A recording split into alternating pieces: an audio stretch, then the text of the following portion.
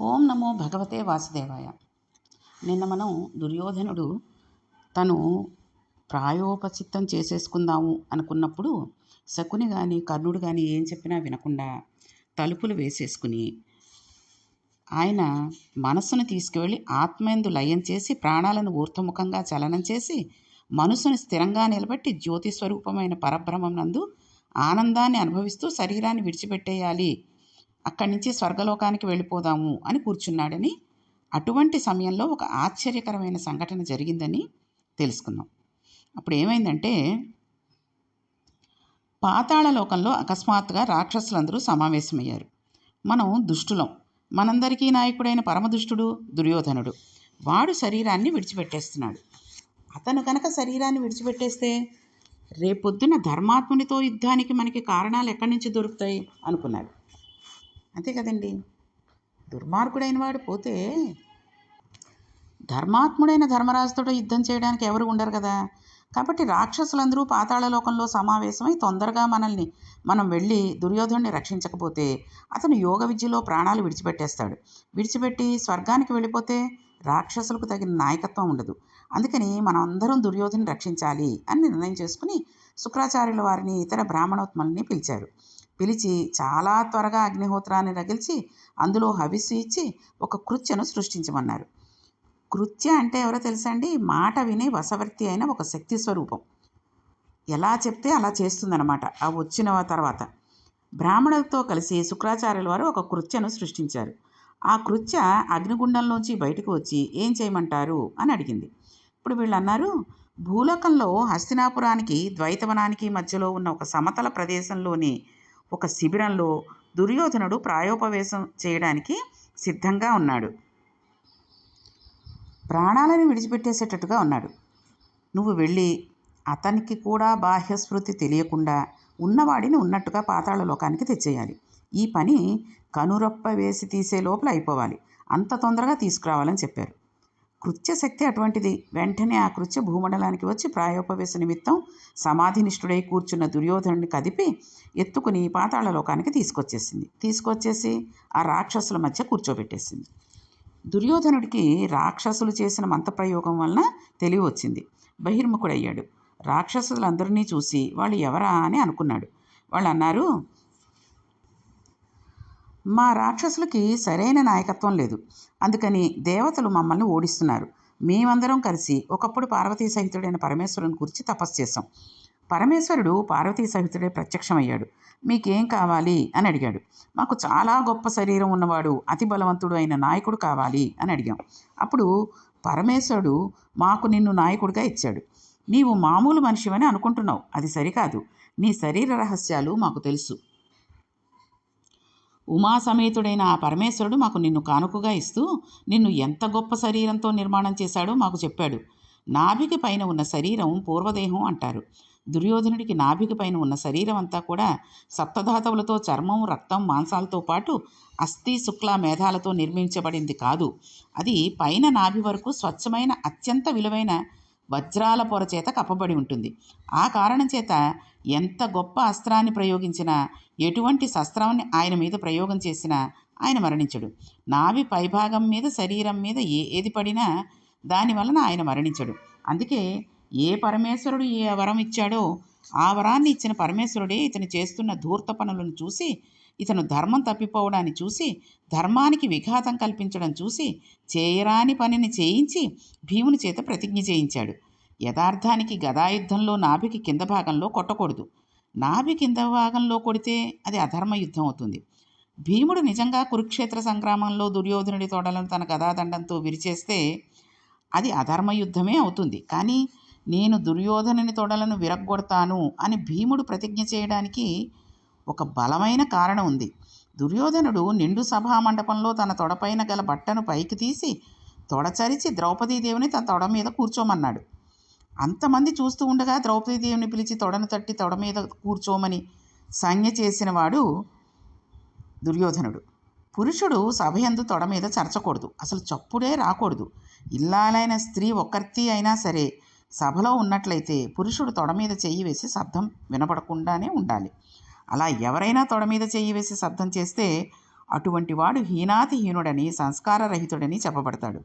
వాడికేమీ తెలియదు అని ఒక గుర్తు.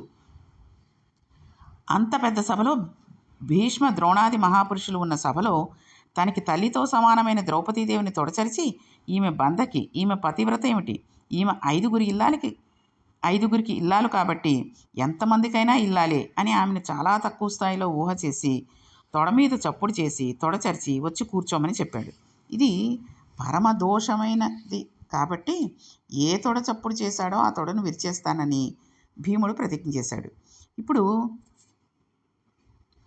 సుక్షత్రియుడైన భీముడు దుర్యోధనుని తోడను విరగ్గొడితే భీముడికి దోషం రాలేదు. అందుకే పరమేశ్వరుడు ఎందుకైనా మంచిదని పూర్వదేహాన్ని వజ్ర నిర్మితం చేశాడు. కాబట్టి దుర్యోధనుని నాభి పైభాగమంతా వజ్ర సదృశం. దాని మీద ఏది పెట్టి కొట్టినా ఆయన చావడు. కానీ తొడ కింద కొడితే మాత్రం ఆయన పడిపోతాడు. తొడల మీద కొట్టడానికి భీముడు ప్రతిజ్ఞ చేయించాడు అలాగ పరమేశ్వరుడు. అలా ప్రతిజ్ఞ చేశాడు కాబట్టి దుర్యోధనుడు మరణించాడు. అలా ప్రతిజ్ఞ చేసేటట్టుగా కర్మ తెచ్చుకున్నవాడు ఎవరండి? దుర్యోధనుడే. ఆయన అధర్మమే ఆయనను కట్టి కుడిపేసింది.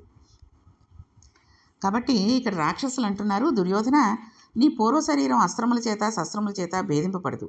ఆ శరీరం ఆనంద తన్మయత్వంలో ఉంటుంది. అది రోగాలతో రుచులతో బాధపడే శరీరం కాదు. పరమ ఆనంద తన్మయత్వానికి యోగ్యమైనది. అది ముట్టుకున్నప్పుడు కఠినంగా కనబడదు. ఆ శరీరం పువ్వు ఎంత కోమలంగా ఉంటుందో అంత కోమలంగా ఉంటుంది. కానీ అస్త్రశస్త్రాలు పెట్టి కొట్టినప్పుడు మాత్రం వజ్రం అయిపోయి ఆ శరీరం భేదింపబడదు. ఇంత పరస్పర విరుద్ధమైన విషయాలను పరమేశ్వరుడు నీ యందు ఉంచాడు. దీనివలన సాధారణంగా మనుషులకు ఉండే, అందులోనూ మల్లయుద్ధ యోధులకు ఉండే కఠినమైన శరీరం నీకు లేదు. నీది కుసుమ కోమలమైన శరీరం కాబట్టి దేవకాంతలు, గంధర్వకాంతలు, భూమి మీద ఉండే కాంతలు నీ వంక చూసినప్పుడు నిన్ను మోహిస్తారు. నీ శరీరం అంత అద్భుతమైన శరీరం. పైగా అటువంటి శరీరం ఉండేటట్టుగా పార్వతీ సహితుడైన పరమేశ్వరుడు వరం ఇచ్చాడు. నీవు రాక్షసులకు నాయకత్వం వహించడానికే పుట్టావు కనుక అనేకమైన భయంకరమైన రాక్షసులందరూ ఈ భూమి మీద రాజులై పుట్టారు. ఆ రాక్షసాంశలే రాజులుగా ఉన్నారు. అందుకనే కదండి భూమి బరువైపోతుంది. వాళ్ళందరూ నీ నాయకత్వాన్ని కోరుకుంటున్నారు. 13 సంవత్సరాల తర్వాత పాండవులతో యుద్ధం జరుగుతుంది. అరణ్యవాసం అయిపోవడానికి సిద్ధమవుతోంది. తర్వాత 1 సంవత్సరం అజ్ఞాతవాసం ఉంది. ఈ 13 ఏళ్ల కాలానంతరం పాండవులను యుద్ధభూమిలో కలుసుకుంటావు. అప్పుడు సమస్తమైన రాక్షసులు ఏ రాజులుగా పుట్టారో వాళ్ళందరూ వారి అంతటి వాళ్ళే నీ వెనక నిలబడతారు. ఇంత బలగంతో నీవు యుద్ధం చేస్తావు. అప్పుడు భగవదత్తుని వంటి మహావీరులు నీకు తోడుగా ఉంటారు. వాళ్ళు అందుకే జన్మించారు. భగదత్తుడిని ఎవ్వరూ పడగొట్టలేరు. ఆయన దగ్గర శ్రీ మహావిష్ణువు నిత్యరక్షకులు ఇవ్వబడినటువంటి అద్భుతమైన తేజస్సు ఉంది. దానికి తోడు ఆయన దగ్గర ఒక ఏనుగు కూడా ఉంది. ఈ రెండూ ఉండగా భగదత్తుడు మరణించడు. కానీ తొందరపడిపోయి ఒకప్పుడు అర్జునుడితో యుద్ధం చేస్తూ భగదత్తుడు తనకు రక్షణగా ఇవ్వబడిన ఆ అస్త్రాన్ని, అంటే తేజస్సుని బయటకు తీసి అభిమంత్రించి అర్జునుడి మీదకి వేశాడు. అది అర్జునుడి మీదకి వచ్చేస్తోంది. ఇప్పుడు అర్జునుడు మరణిస్తాడేమోనని కృష్ణ భగవానుడు గబగబా రథం పగ్గాని వదిలి గుర్రాలను సారథ్యం వదిలివేసి ఒక్కసారిగా రథంలోకి దూకి గాంధీవాన్ని పట్టుకున్న అర్జునుడి చేతులు కదలకుండా గట్టిగా కౌగిలించుకున్నాడు. అర్జునుడికి కృష్ణుడు అడ్డు వచ్చేశాడు. వైష్ణవ సంబంధమైన మంత్రశక్తి వచ్చి కృష్ణ భగవానుడిలో కలిసిపోయింది. ఇది ఆయనను చెనకడానికి వీలు లేదు. ఎందుచేతనంటే ఆయన మహావిష్ణువు. దానివలన అర్జునుడు రక్షించబడ్డాడు. ఇదంతా యుద్ధకాండలో తెలుస్తుంది మనకి. అయితే ఒకప్పుడు భీముడు భగదత్తుని ఏనుగును కొట్టలేకపోయాడు. అంత కష్టమైపోయింది. దానిని 4 కాళ్ల మధ్యలో దూరి దాక్కోవాల్సి వచ్చింది. అంటే భీముడంతటి వాడు అంతటి ఏనుగు 4 కాళ్ల మధ్యలో ఉండగలిగాడు దాక్కోవడానికి. అంటే ఎంత పెద్ద ఏనుగో, అంతటి ఏనుగు అనమాట ఆ ఏనుగు. అప్పుడు జరిగిన యుద్ధంలో ఏనుగు భగదత్తుడు కూడా పడగొట్టబడ్డారు. నిజంగా మహాభారతంలో కొందరు చరిత్రలు చదువుతుంటేనండి ఒళ్ళు గొగరు పొడిచేస్తుందండి. అంతటి యుద్ధం జరిగిందా, అలా జరిగిందా అనిపిస్తూ ఉంటుంది. కాబట్టి అంతటి రాక్షసులందరూ కూడా భూమి మీద పుట్టి ఉన్నారు. వీళ్ళందరూ కురుక్షేత్ర సంగ్రామంలో నీ వెనక నిలబడతారు. ఎవరు చెప్తున్నారు ఇది? రాక్షసులు దుర్యోధనుడితో చెప్తున్నారు. ఇంతమంది నీ వెనక ఉండగా ప్రాణం విడిచిపెట్టేస్తానంటావేంటి? పైగా నీకు ఇంకొక శుభవార్త చెప్తాను, జాగ్రత్తగా విను. ఈ లోకంలో దేవతాంశల వలన పుట్టిన వాళ్ళు కూడా ఉన్నారు. వాళ్ళు సాక్షాత్తుగా భీష్మాచార్యుల వారు, కృపాచార్యుల వారు, ద్రోణాచార్యుల వారు, వీళ్ళందరూ కూడా దేవతాంశలో పుట్టారు. వీళ్ళకి రాక్షసాంశలో పుట్టిన వాళ్ళకి యుద్ధం జరుగుతుంది. భీష్ముడు లాంటి వారికి స్వచ్ఛంద మరణం వరంగా ఉంది. అటువంటప్పుడు రాక్షసాంశలో పుట్టినవారు భీష్ముడి చేతిలో చచ్చిపోరా అని నీవు అనుమానపడవచ్చు. ఒక విచిత్రం జరగబోతోంది. దేవతాంశలలో ఉన్నవారు రాక్షసాంశలలో ఉన్నవారితో కలిసి చాలా కాలం ఉంటారు. ఉన్న కారణం చేత వాళ్ళ బుద్ధి ఈ సహవాస దోషం పడిపోతుంది. దానివలన వాళ్ళ బుద్ధి ప్రభావితం అవుతుంది. అందువలన తప్పు నిర్ణయాలు తీసుకుని వాళ్ళు నీ వెనకే చేరుతారు. అప్పుడు ఒక అయోమయ వ్యవస్థ ఏర్పడి వాళ్ళని వాళ్ళే పొడిచి చంపుకుంటారు. వాళ్ళలో వాళ్ళు యుద్ధాలు చేసుకుంటారు. కాబట్టి దేవతాంశలు నిన్నేమీ ఇబ్బంది పెట్టవు. ఇంకా అంతకన్నా పెద్ద శుభవార్త నీకు ఒకటి చెప్తాను. కురుక్షేత్ర సంగ్రామం జరిగే సమయంలో శ్రీకృష్ణుడి చేతిలో మరణించిన నరకాసురుని శక్తి కర్ణుణ్ణి ఆవహిస్తుంది. ఆవహించినప్పుడు ఆ పగతో నరకాసురుడు శ్రీకృష్ణుని అర్జునుడిని సంహరిస్తాడు. కృష్ణార్జునులు ఇద్దరూ లేకపోతే అప్పుడు మిగిలిన వారు ధైర్యంగా యుద్ధం చేయలేరు. సైన్యం కకావికలం అయిపోతుంది. అప్పుడు నువ్వు ఎదుటి పక్షం సైన్యాన్ని ఆక్రమిస్తావు. నువ్వు కురుక్షేత్ర సంగ్రామంలో అందరినీ ఓడిస్తావు. పాండవులందరూ నీ చేత నిహతులైపోతారు. అందరూ సంహరింపబడిన తర్వాత ఈ అఖండ భూమండలానికి అంతటికీ నీవే చక్రవర్తి అవుతావు. ఇవాళ నీకు జరిగిన అవమానం చాలా తక్కువ. యథార్థానికి శాశ్వతమైన ప్రతీకారాన్ని రాబోయే కాలంలో నీవే తీర్చబోతున్నావు. కాబట్టి పిచ్చివాడిలాగా చచ్చిపోతానంటావేంటి? ఆ ఆలోచన విరమించు అని వాళ్ళు చెప్పి మళ్ళీ కృత్యను పిలిచి ఆయనని తీసుకువెళ్ళి భూమండలం మీద ఆయన కుటీరంలో దిగిపెట్టి రమ్మనమని చెప్పారు. కృత్య దుర్యోధనుని తీసుకుని వెళ్ళి ఆయన కుటీరంలో పెట్టేసింది. విచిత్రం ఏమిటంటే ఈ సంఘటనలన్నీ కూడా కొద్ది నిమిషాల్లో జరిగిపోయాయి. దుర్యోధనుడు తన కుటీరంలోనే ఉండి కళ్ళు విప్పాడు. తెల్లబోయాడు. నిజంగా నేను పాతాళలోకానికి వెళ్ళానా? రాక్షసులు అలా చెప్పారా అని ఆలోచించాడు. ఏర్పడిన బుద్ధి భగ్నమైపోయి కాసేపు ఆలోచించి, ఇది కల కాదు, నిజమే. నన్ను పాతాళలోకానికి తీసుకువెళ్ళారు. రాక్షసులు నాతో మాట్లాడారు. అక్కడ శుక్రాచార్యుల వారు బ్రాహ్మణులు ఉన్నారు. వాళ్ళని నేను చూశాను. కృత్య వచ్చి నన్ను తీసుకువెళ్ళింది కాబట్టి రాబో కాలంలో పాండవులందరినీ నేను చంపుతాను. నాదే శాశ్వత విజయం. అంత విజయం ముందుగా ఉంటే నేను ప్రాణాలను విడిచిపెట్టేయడం ఏమిటి అనుకున్నాడు. అధర్మాన్ని పట్టుకున్న ఉన్నవాడికి ఎంత రాక్షసుల బలం ఉన్నప్పటికీ కృష్ణ పరమాత్మ అండ ఉండగా పాండవులు ధర్మాన్ని పట్టుకుని ఉండగా వాళ్ళని ఎవరు చెనకగలరండి? రాక్షసుల ఊహ వేరు. రాక్షసాంశలు వచ్చేస్తే ఏదో జరిగిపోతుంది అని అనుకుంటూ ఉంటారు. ఎంతమంది వచ్చినా అధర్మంలో ఉన్నవాడు ధర్మాన్నందు నిలబడలేడు. ఇప్పుడు దుర్యోధనుడు సంతోషపడిపోయాడు. ప్రాయోపవేశాన్ని విడిచిపెట్టేయడానికి సిద్ధపడిపోతున్నాడు. ప్రాయోపవేశాన్ని విడిచిపెట్టేయడానికి ఏదో ఒక కారణం ఉండాలి కదా. తనే లేచి బయటకు వెళ్ళిపోతే బాగుండదు కదండి. అందుకని ఇప్పుడు మళ్ళా కర్ణుడు రావడానికి అవకాశం ఉందా అని చూసుకుంటున్నాడు. కాబట్టి ఇప్పుడు మళ్ళీ కర్ణుడు రానే వచ్చాడు. వచ్చి, మహారాజా, ఇప్పటికైనా నీ నిర్ణయాన్ని మార్చుకోవా? నీవు ఎంతో సుఖంగా పొందవలసిన వాడివి. అఖండ మండలాన్ని ఎలవలసిన వాడివి. నీవు ఇలా ప్రాయోపవేశం చేయడం పిరికి చర్య. నా మాట విను. ప్రాయోపవేశం విడిచిపెట్టు. హస్తినాపురానికి వెళ్ళిపోదాం, రావాల్సింది అన్నాడు. అనగానే దుర్యోధనుడు తనంతట తాను ప్రాయోపవేశం నుంచి బయటకు వచ్చేసినట్టుగా ఉండకూడదని, మిత్రుడా కన్నా, నీవు చెబుతుంటే నేను కాదనలేకపోతున్నాను. నీవు దుశ్శాసనుడు మొదలైన వారు ఇంతగా బతిమాలుతున్నారు కాబట్టి ప్రాయోపవేశ దీక్ష విడిచిపెట్టేస్తాను. పదండి వెళ్ళిపోదాం అన్నాడు. ఇవన్నీ మరిచిపోయి ఆడంబరం పరమ సంతోషంతో హస్తినాపురానికి వెళ్ళిపోతున్నాడు. చిత్రం ఏమిటంటే కనీసంలో కనీసం ఈ వృత్తాంతాన్ని దుర్యోధనుడు కర్ణుడికి కూడా చెప్పలేదు. ఎవ్వరికీ ఏమీ చెప్పకుండా వెళ్ళిపోతున్నాడు. ఎంత దుష్ట స్వభావమో చూడండి. ఏమీ తెలియని వాడలా హస్తినాపురానికి వెళ్ళిపోయాడు. అంటే స్నేహాన్ని కూడా పక్కకి తోసేశాడు అన్న విషయం మనకి ఇక్కడ తెలుస్తోంది. అయితే వెళ్ళిన తర్వాత మళ్ళీ అందరూ కూర్చున్నారు, మాట్లాడుకుంటున్నారు. ఏం చేసినా కడుపులో మాత్రం జరిగినటువంటి పరాభవం ఒక అడవి పందు ముళ్ళు గుచ్చుకుంటున్నట్టుగా గుచ్చుకుంటోంది దుర్యోధనుడికి.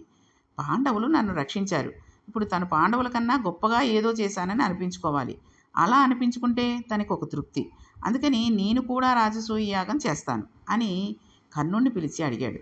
కర్ణ, నేను రాజసూయ యాగం చేద్దామని అనుకుంటున్నాను.